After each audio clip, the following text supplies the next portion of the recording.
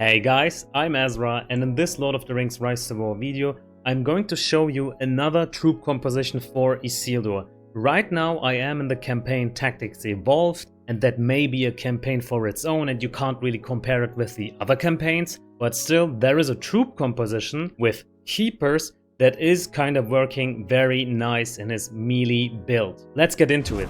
This is the build I am using right now for his melee build, and when I say melee build, you probably have already seen my guide about Isildur. In his melee build section I recommended Rangers, Dunedains and Heralds as his melee troop composition. That works totally fine, and there is only one thing you need to change, like replace the Heralds with Keepers and you are good to go. Just have an equal amount of those 3 units. Once you have done that, this is the build you can use as a universal formula. You want to have Great King maxed out, but I won't be explaining these skills any further. Go check out my guide if you haven't seen my explanation about these skills. We want to have Consequence of Greed just to have some crowd control in the first round. We want to have Enfeeble whenever our Madness procs. We want to deal lots of damage. King of all the Dunedains is necessary because of our Rangers and the Dunedains.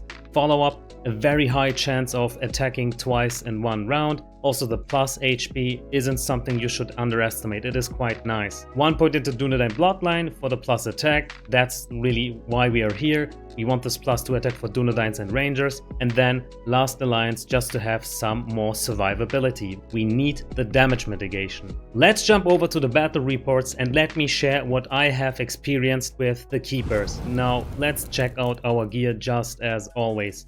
The gigantic hammer with rend, superior hauberk with fire protection, and you will need this against Witch Kings or else they are going to wipe you out. And then Bone Mask with Hysteria. Now this is a double-edged sword. Like, do you want to go with the Bone Mask and have strong CC and also boost the damage of your Enfeeble? But then again, you are kind of vulnerable against CC like Madness, right? Because where is your Resolve? Where is your Aegis? If you don't have it, CC becomes a big problem for Isildur. Nightstar with Tactical Mark just in case. You know, like when you are fighting Grimars, because they have Prudence and 50% chance to evade, but with this you can counter them. And build wise, you see I am running the build I recommended to you guys. I have an equal amount of Rangers, Dunedains and Keepers. Here you see these are the numbers, around 2400 of each of these units. And then let's check out what special effects they have, like the Dunedains. I have used Traveling Light because there is a lot of Sunins running around, very strong in the meta,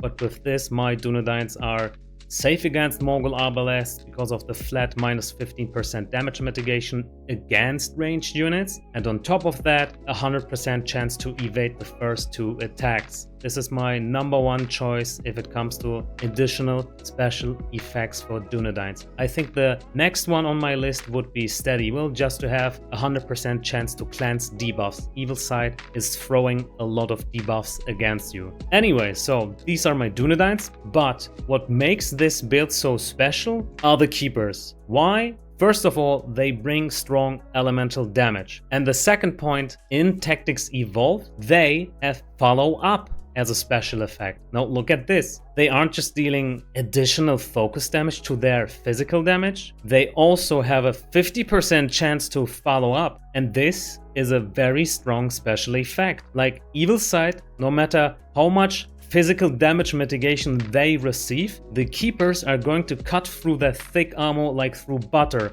unless they have something like High Alert. But in this case, Black Serpent only put 3 points into High Alert, so this wasn't enough to counteract the strong focus damage of the Keepers. But let's also check out the gear of Black Serpent first. We see that he has a gigantic hammer with Frenzy, and then a Great Plate of the East, Resilience of Evil Man, a Harad Cask with Resolve of Evil Man, and then Worn Out Smoking Pipe with Sustain. And as I see, he is running his Respect 3 full Evil Man build. As special effects, he has his Corsairs with Traveling Light. I'm not sure if this is the best special effect for them. Correct me if I'm wrong, but didn't they have a follow-up as well? I'm not quite sure, but if yes, I would definitely go with follow-up. And then his Dragoons, they still need their third upgrade, but we aren't a ranged comp anyway. I'm not afraid of his Dragoons. More importantly, let's have a look at his Halberdiers. They are going with post-strike response. I am kind of curious because I thought the best special effect for Halberdiers is the one where they attack 3 units at the same time. So maybe that was a bit of a mismatch. Let's check out the snapshot page. So here we see we have done 275k damage versus 61k damage. That is a big difference. In the detailed view, we see that our keepers did the biggest chunk of our damage, being almost 125k damage. Now this is a lot. In this fight we are up against the Witch King. Now let's check out Isildur's gear. I have replaced the Bone Mask Hysteria with Cask of Submerged Island Aegis, but the build stays the same, the troop comp also stays the same. Special effects haven't been changed. The Witch King has this gear: Cutlass with Melee Might, Hauberk with Shroud, Horseman's Helm with Warding, and Palantir of Orthanc with Irreparable Injury. It is kinda hard to get Tactical Mark, but I assume he is waiting for that special effect to drop. And looking at his spec, you see this is pretty much the meta build. Alright, nothing surprising. Let's check out the special effects. Significant Assault, damage dealt plus a certain percentage when attacking a target that is being subject to stun or madness or cannot recover HP. So he is getting even more burst for his units. Whenever he stuns with his Nazgul stun on round 1, he is going in with very hardcore convener procs. And having a look at his Berserkers, we see that they have parry as a special effect. I kind of don't like parry because of the low proc chance. Like if you max it out, it is only 30%. I'm not quite sure about that one. As his last units, he has Reapers. In Tactic Evolved, they are very strong.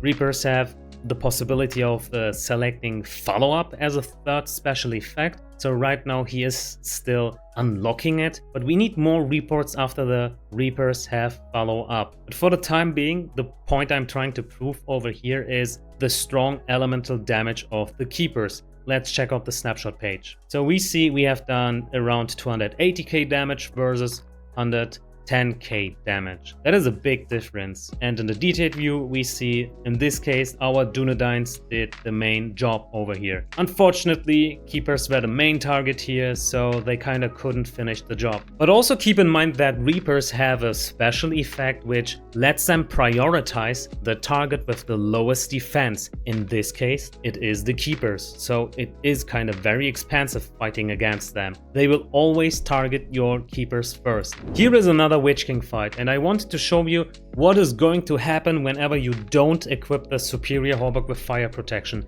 You will most likely end up like me, as you see over here. You can't survive the strong fire burst damage of the Alchemist. This is what's going to happen if you equip anything else but the superior Hauberk with fire protection. This is my warning to you guys, don't do it. This is going to be devastating. The Witch King has the same gear, it is the exact same Witch King from before, just a slightly different troop composition, Alchemist with the same special effect, and also the Berserkers with the same special effect, just added Oathbreakers in this case. But that shouldn't be a problem. Keepers can get rid of them if we had the Hauberk with fire protection. In the snapshot page, we see we have done only around 150k damage versus 250k damage. It can't be helped. Like, this is always what's going to happen when you don't have fire protection. I also have some Sauron fights. Let me share my first here. So I am equipping the Cask of Submerged Island with Aegis. That is very important here, because I want to be kind of safe against his madness procs. And as you see, every Sauron player is kind of always going with Ring of Terror. Here I see that he is specializing into the hybrid build, so he is doing a bit of both, proccing madness and providing focus damage. And then let's see his gear: Harbor with Smite, Protection of Numenor with Resilience of Evil Man, Bone Mask with Hysteria, Smoking Pipe with Sustain. So we are fighting against a strong Sauron, But since we have our keepers and also his respect 5 title, this is what we are capable of. Let's also have a look into his units and see what special effects I have. Dragoons with solid metal. Well, this will do him no good since I have no ranged units in my army. And then he also has halberdiers with divide and conquer. And the third units, his corsairs, as I see, they still need the third upgrade. I may need to revisit this once everybody is fully upgraded with their units and 10 out of 10 maxed out with them, but for the time being, let's just continue and see how keepers are doing. So we have seen Sauron's build, also his gear, also his units. Let's see what the snapshot page is showing us. We have done 310k damage versus 100k damage, and we see keepers have done around 130k damage. It could even be more if we had equipped the quilted armor with focus protection. This report is going to be my last one for this video. It is another Sauron fight, but why am I showing you this? Remember in the fight before I equipped the Aegis helmet? In this case I didn't, and this is what I wanted to show you. You need strong CC immunity if you're up against Sauron, or you will lose the madness trade-off. Here you see like Isildur has the bone mask with hysteria, but that is doing him no good.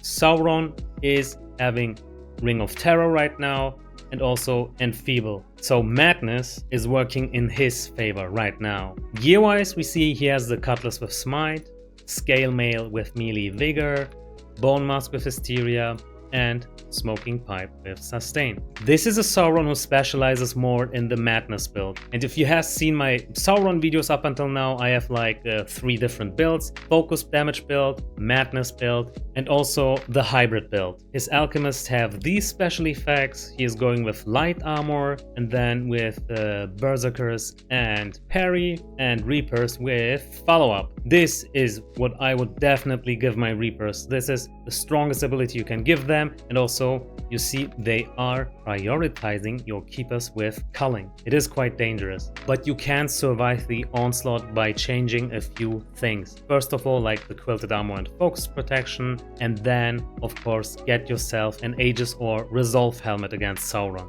Unfortunately, I don't have any more reports. They are expired. I had a lot of them. We have to revisit the melee build with keepers. Once everybody is up to speed and upgraded, every special effect 10 out of 10. But the point I'm trying to prove here is that Isildur is very strong with keepers. Go get them. If you are in the campaign Tactics Evolved, that is even more the reason to get yourself keepers because of the follow-up. And that being said, guys, I hope you enjoyed this one. If yes, let me know by leaving a like. It helps a lot against the YouTube algorithm. And just as always, I see you guys next time.